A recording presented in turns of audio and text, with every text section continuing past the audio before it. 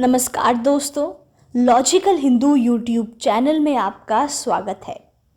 यदि तात्विक दृष्टि से प्रत्येक साधना का विश्लेषण किया जाए तो ज्ञान होगा कि प्रत्येक साधना एक अद्भुत विज्ञान है और प्रत्येक साधक एक आध्यात्मिक वैज्ञानिक है।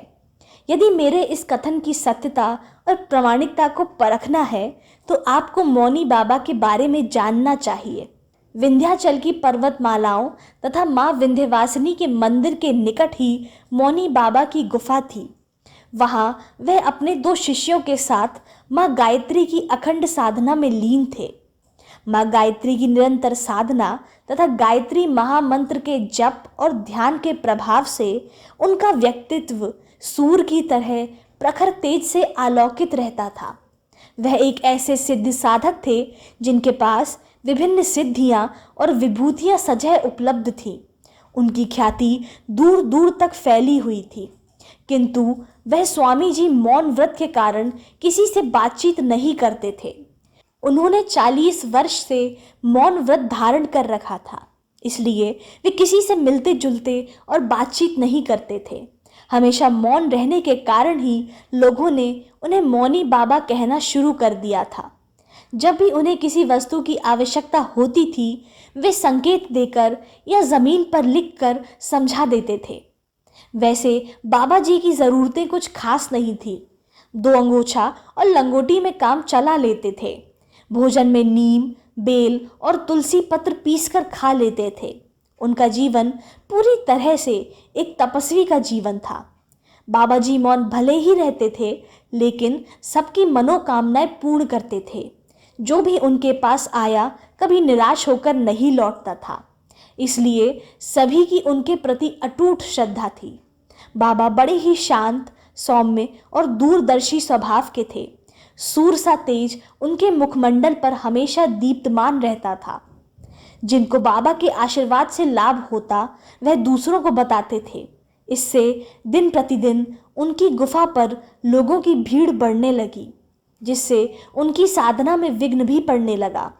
लोगों की समस्याओं का कोई अंत नहीं, और फिर यदि कुछ ऐसा मिल जाए कि मस्तक नवाओ और समाधान पाओ तो कौन चूकेगा।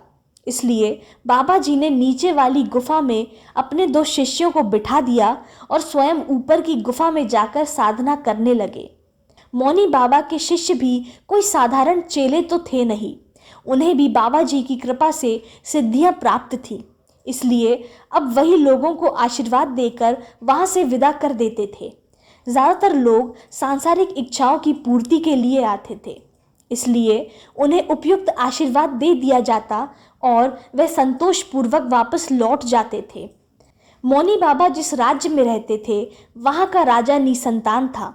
राजा स्वभाव से बड़ा ही दयालु, पराक्रमी और धर्मपरायण था। उस राज्य में सभी सुख और प्रेम पूर्वक रहते थे। राजा की तरह महारानी भी बड़ी ही धार्मिक स्वभाव की विदुषी थी। उन्हें दुख था तो केवल इस बात का कि उनके कोई संतान नहीं है। संतान प्राप्ति के लिए राजा और महारानी ने विभिन्न ज्योतिषियों द्वारा बताए गए कई व्रत और उपवास किए, किंतु आखिरकार उन्हें निराश ही होना पड़ा। संतान प्राप्ति की चिंता में राजा और महारानी नित्य निरंतर तिल तिल जल रहे थे। तभी महारानी को किसी दासी ने मौनी बाबा के पास जाने को बोला। मौनी बाबा के चमत्कारों की कहानियां राजा और रानी दोनों ने सुन रखी थी, किंतु वह इतने निराश हो चुके थे कि अब उनमें कहीं भी जाने की इच्छा नहीं थी। किंतु महारानी कहाँ हार मानने वाली थी। रानी ने महाराज से मौनी बाबा के पास जाने की इच्छा व्यक्त की। पहले तो महाराज ने मना किया, किंतु फिर महारानी की बात रखने के लिए राजा ने फैसला किया कि मौनी बाबा को ही राज दरबार में बुला लिया जाए। जब यह बात रानी को पता चली तो उन्होंने महाराज के निर्णय का विरोध करते हुए कहा, महाराज, याचक दाता के पास जाता है, ना कि दाता याचक के पास आए।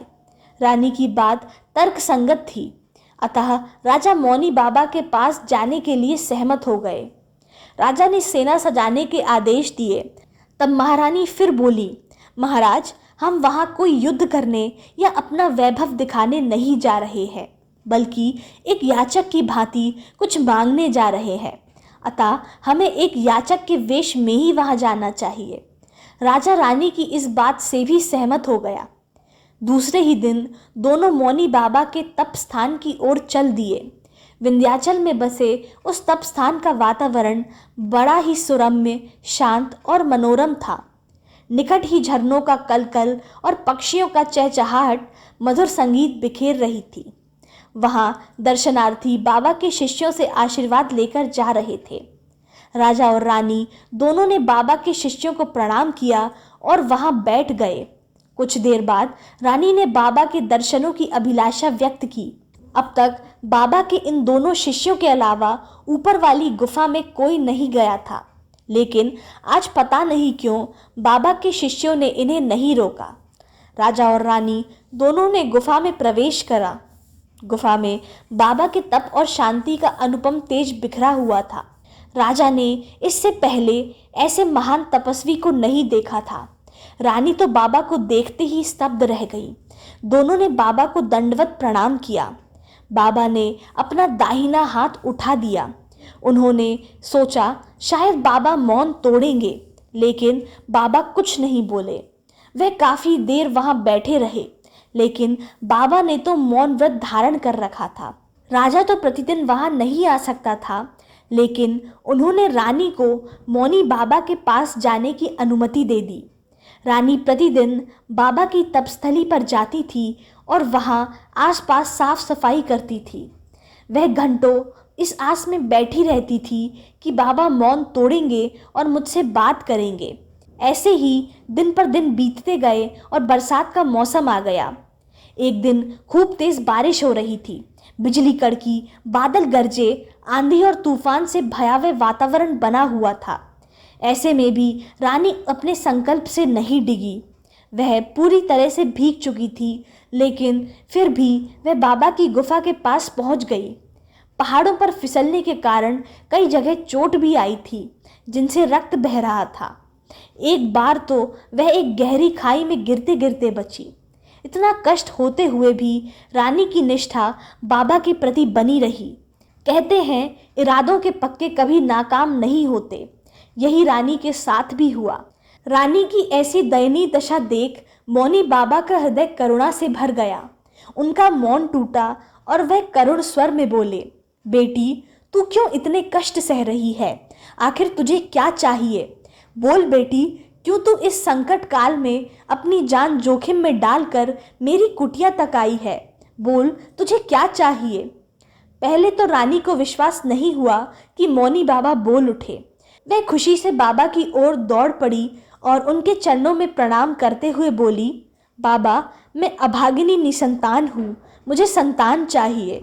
आपके दर से कोई निराश नहीं जाता बाबा, मुझे भी पुत्रवती होने का आशीर्वाद दीजिए। बाबा तो करुणा के सागर थे। बोल दिए, जा, तुझे पुत्र होगा। बाबा से वरदान पाकर रानी प्रसन्नता पूर्वक लौट आई। उसके बाद बाबा ने ध्यान में जाकर देखा तो पता चला कि महारानी के भाग्य में कोई संतान है ही नहीं। लेकिन मौनी बाबा तो आशीर्वाद दे चुके थे। उनका आशीर्वाद झूठा कैसे हो सकता है? उसी क्षण उन्होंने निश्चय किया कि मैं स्वयं रानी की कोख में जन्म लूंगा। उन्होंने समाधि लगाई और प्राण त्याग दिए। दूसरे दिन जब महारानी बाबा के तपस्थान पर पहुंची तो बाबा का पार्थिव शरीर पड़ा था और दोनों शिष्य उनके अंतिम संस्कार की तैयारी कर रहे थे। रानी दुखी होकर लौट आई। बाबा के आशीर्वाद के अनुसार कुछ दिनों बाद महारानी गर्भवती हो गई।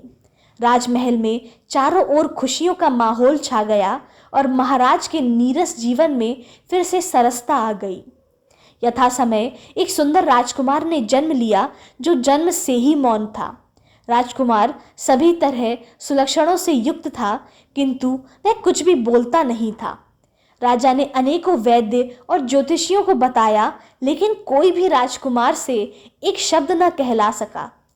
वैसे राजकुमार के शरीर में ऐसी कोई कमी नहीं थी कि उन्हें गूंगा कहा जा सके, लेकिन फिर भी जब सभी प्रयास निरर्थक हो गए तो राजा ने घोषणा कर दी कि जो कोई भी राजकुमार को बोलवा देगा उसे आधा राज्य दिया जाएगा।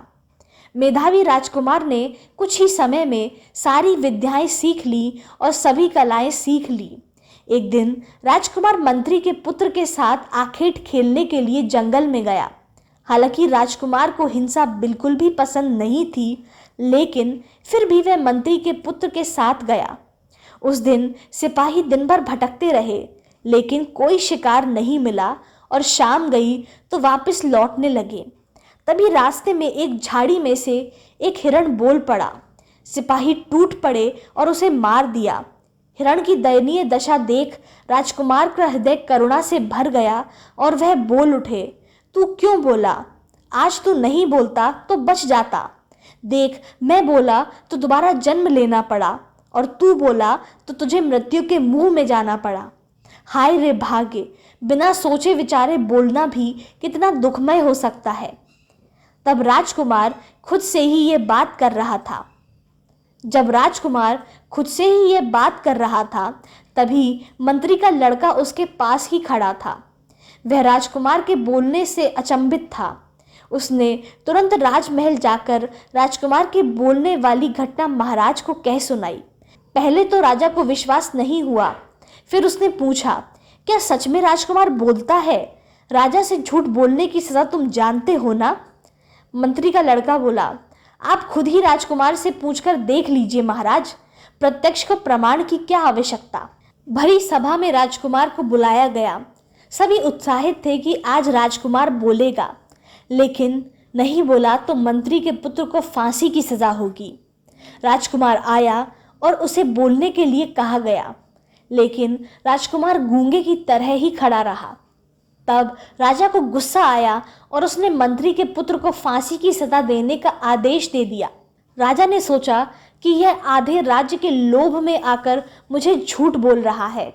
जल्लाद आया और मंत्री के पुत्र को फांसी होने ही वाली थी कि राजकुमार चिल्ला पड़ा, छोड़ दो उसे। राजकुमार के ये शब्द सुनकर सभी के चेहरे खिल उठे। इसके बाद राजकुमार ने अपने पूर्व जन्म की बात बताई।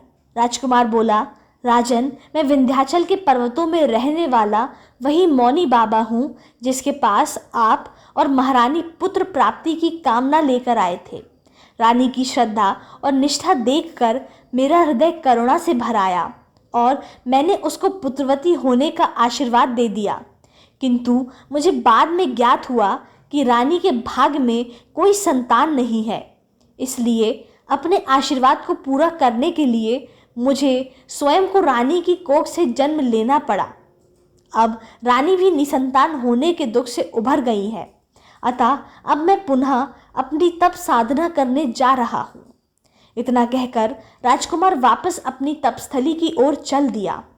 साधना की महिमा यदि समझनी हो तो मौनी बाबा को समझ लो, जिन्होंने गायत्री साधना के लिए अपना सारा राज्य छोड़ दिया, जिन्होंने एक स्त्री की अभिलाषा पूर्ण करने के लिए स्वयं का एक जन्म तक न्यौछावर कर दिया।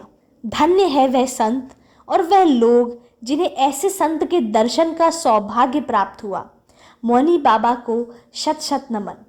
मैं आशा करती हूँ आपको ये वीडियो पसंद आया होगा। हमारे चैनल लॉजिकल हिंदू को सब्सक्राइब करना ना भूलिए।